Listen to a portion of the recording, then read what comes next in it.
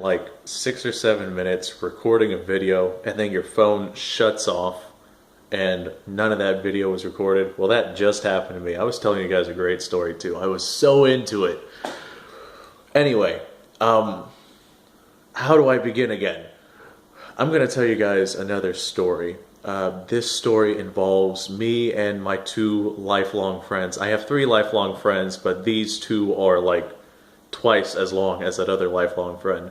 My friends Bubba and Justin, and they're both going to appear multiple times in the stories that I share with you guys.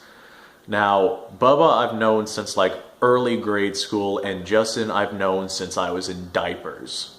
Back whenever we were like 10, 11 years old, we were big into paranormal activity and paranormal stuff just because it was things we didn't really understand. That being said, Bubba once lived out in the manor with his father for a while. And, I mean, the manor, for those of you guys don't know, is basically an area out of town in the woods. And what had happened was we had discovered this old house in the woods. And enjoying paranormal activity like we do, we decided to go explore it. Now, we were pretty biased being, you know, as young as we were. So every like little creak, every wind blowing, everything we decided was paranormal activity. Now, in all reality, we didn't pick up anything there. Like there's nothing out of the ordinary at that house. However, we did discover a second house that was behind this first house. I'm gonna tell another story about this second house, but the second house behind this first house. This house had no business whatsoever being there. This house, in the walls, had little rectangles cut out so people could watch to make sure that nobody was approaching. There was trap doors on the floor with bolts on the outside for locking whatever it is they felt like locking in to this house. This house was clearly abandoned for quite a while, but whatever this house was, that it was not good. Whatever this house had become over time, whether or not it was a human trafficking house, slavery house, hell, for all we know, it was just used for food storage. But in the walls, there were holes cut at eye level in like all the walls in all the rooms to defend the house, basically. Well, once we discovered that, we decided to ourselves the bad energy of that place would be a fantastic time for us to capture something paranormal. And capture something paranormal we did. The very front of the house, the door was halfway boarded up. The top half was boarded up, and there was no floor. Somebody had cut the floor out of the house, like right in front of the door for like 3 feet in. So we don't really know why they did that, but they did that. So we had to like climb over this half doorway because it was basically a trailer that was raised off the floor about 3 feet or so. So we had to like climb into this doorway, into the floor, and then climb up back onto the floor to get inside the house. We were there for probably about 5 or 6 minutes before things started to really pick up in that house.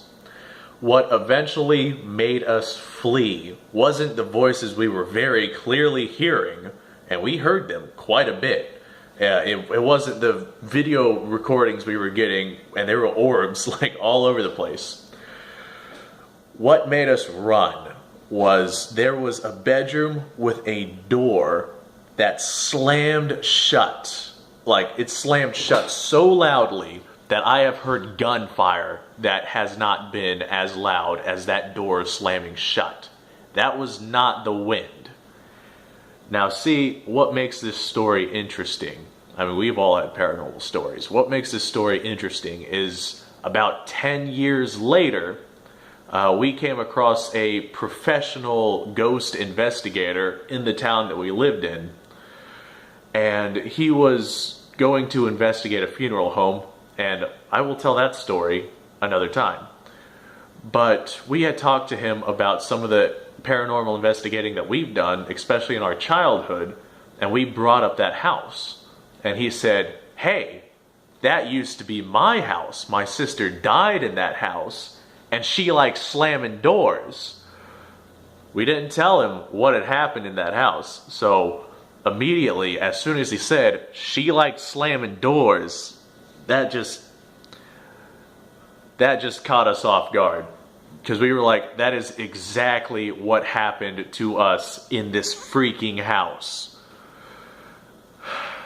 After that, he decided to himself to take us a part of his team, and I've got several stories of just paranormal investigating that I'm going to share with you guys. Maybe I can find some of the old footage, but I doubt that. It's just such a small world where we come across the guy that used to own the house of one of the most mind-blowing paranormal investigations I've ever had as a small child. And I have like another 10 stories coming to mind that I'm going to share with you guys later down the road.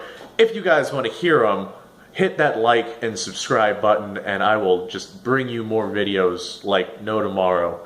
I'm probably just going to rocket them out, because once I'm on a roll, I'm on a roll. If you guys like, subscribe, and share these videos, hopefully they're entertaining enough for you guys to want more. I'm certainly going to attempt to get you guys to want more. So if you do want more, subscribe, like, share. Can't stress how much that would help. Now, I'm going to help you guys with some good advice. My advice to you: have a fantastic day. Do not have a fantastic day. I think that's going to be my catchphrase, actually. Do not have a fantastic day. Every day should be a fantastic day. Because tomorrow, you don't know if you're even going to get tomorrow. You don't know if you're going to get tonight. That's the crazy part about life. You don't know how much time you have left. So make sure you enjoy all of it, and don't do anything to ruin that time.